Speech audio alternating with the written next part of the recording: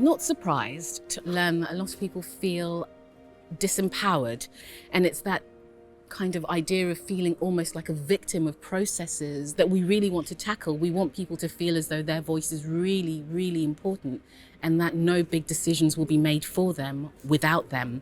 There has to be an element of governance, but when that governance ties you up in red tape or hinders progress, it needs to go. Us as a core group co-designed a governance framework, knowing that actually there'd be gaps. So we've been able to respond to things in a very different way. And we have had challenges along the way as a core group. And actually, we've just been able to talk it through. And because of that, I feel like we've been able to keep that momentum going and constantly build on what's happening.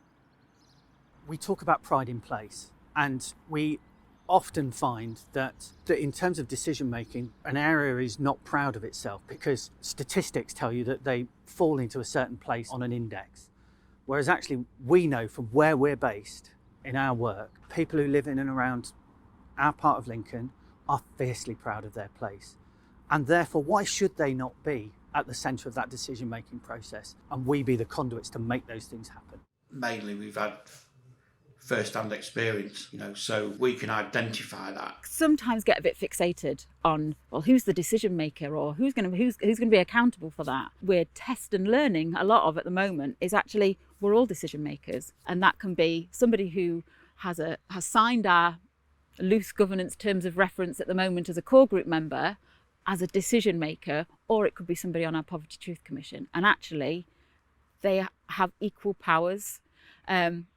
That's been really, really interesting, and it's a definite shift, and it's taking time.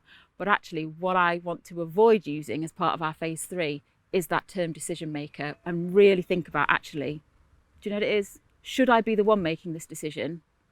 And who, if not, who should be? It's that shift in power away from the institutions and the organisations to true beneficiary power, and we're starting to see that. There's a lot of trust still to build and a lot of thought change amongst the existing structures. We've got to truly be able to trust those community members to do it. That's all in that learning, but that's what I really would love to see, is that in place well, we will have achieved a massive amount of change in this city.